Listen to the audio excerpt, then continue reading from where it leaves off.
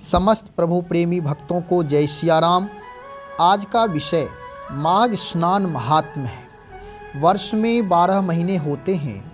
उन 12 महीने में माघ महीना अपने आप में श्रेष्ठ मास माना जाता है। हम लोग माघ स्नान महात्म्य जानेंगे, सुनेंगे।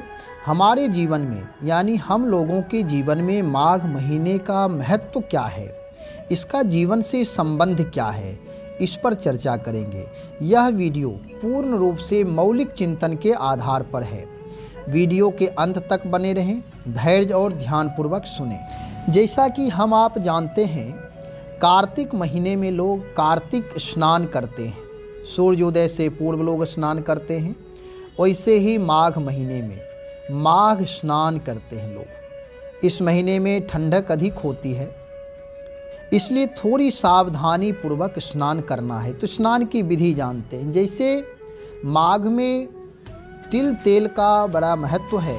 लोग तिल तेल जलाते हैं, तिल तेल अपने खाद्य पदार्थ में भी प्रयोग करते हैं। यदि शुद्ध तिल तेल हो जाए, मिल जाए, यदि अपना तिल तेल आप पिरा कर रखते हैं, तो यदि हो सके तो स्नान से पूर्व तिल तेल शरीर में मालिश करें। नहीं तो थोड़ा सिर में अवश्य दें, लेकिन ध्यान रखें वह बाजार का नहीं हो। बाजार में जो तिल तेल मिलता है उसमें पवित्रता, शुद्धता नहीं होती है। वह तेल लगाने से शरीर खराब हो सकता है, शरीर की चमड़ी प्रभावित हो सकती है। इसलिए यह सावधानी रखें। जब घर में स्नान करें तो कुछ लोग ऐसा भी करते हैं कि 2-4 दाने तिल का स्नान करने वाले बाल्टी या टब में डाल देते हैं। इससे भी माघ स्नान का लाभ मिल जाता है। जैसा कि विदित है, शास्त्रों में कहा जाता है कि ब्रह्म मुहूर्त में उठना चाहिए, ब्रह्म मुहूर्त में स्नान करना चाहिए। तो इसमें भी सूर्योदय से पूर्व स्नान करना चाहिए, ऐसा शास्त्रों में कहा जाता है।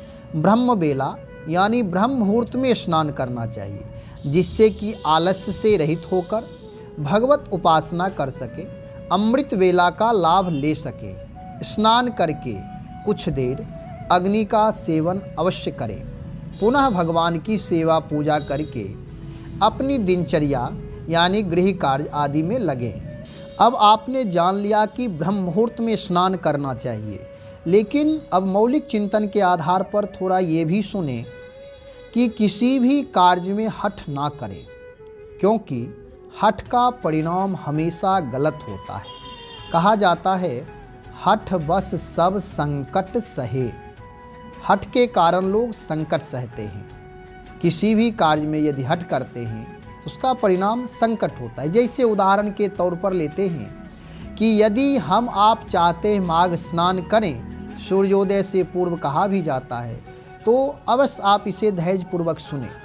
उदाहरण के तौर पर समझें कि शास्त्रों में लिखा है कि ब्रह्म वेला में सूर्योदय से पूर्व जो लोग गंगा, सरयू, गंडकी आदि पवित्र नदी में स्नान करते हैं, उन्हें स्वर्ग की प्राप्ति होती है या पुण्य होता है।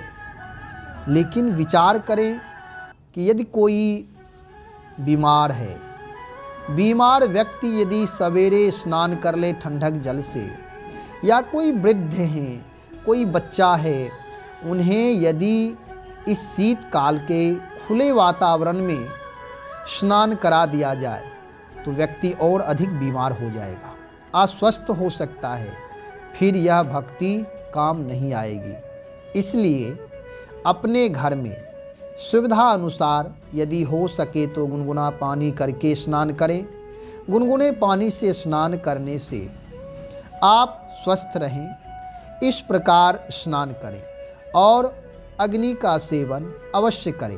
उसके बाद भगवान की सेवा पूजा करके भगवान नाम का जप अधिक से अधिक करें। यही भगवान की भक्ति है। भक्ति का मतलब जो सतत सुचारू रूप से सुविधानुसार चले, वे भगवान की भक्ति उत्तम होती है। अब थोड़ा ये देखें कि वे लोग जो प्रतिदिन नदियों में स्नान करते आए हैं, उनकी आदत सी हो जाती है। उनके ऊपर मौसम का बुरा प्रभाव नहीं पड़ता है, क्योंकि शरीर धीरे धीरे सहनशील हो जाता है। यदि उनके देखा देखी सामान्य लोग भी स्नान करने लगें तो हो सकता है शरीर प्रभावित होगा, इसलिए हठ ना करें। और वे जो नित्य स्नान करते हैं उनका हठ नहीं है, उनकी सहजता है। तो आप भी सावधानी पूर्वक, यदि कोई चाहते हैं कि पवित्र नदी में पूरे महीने माघ स्नान करना चाहते हैं तो अपने सुविधा संसाधन व्यवस्था के अनुसार करें, जिससे कि आपका स्वास्थ्य प्रभावित ना हो। फिर भगवान की भक्ति करें। जो लोग भगवान की भक्ति करते हैं या भगवान की भक्ति करना चाहते हैं, उनके लिए भक्ति का मतलब ही होता है कि सतत प्रभु का स्मरण, अपने इष्ट का स्मरण। इसलिए भगवान नाम का जप ध्यान पूर्वक अधिक से अधिक करें। भगवान के भक्तों की भक्ति सतत चलती रहे, अक्षुण्ण रूप से चले, धारा प्रवाह चले, सदा भाग्यवान बने रहें। श्री राम जय जय राम।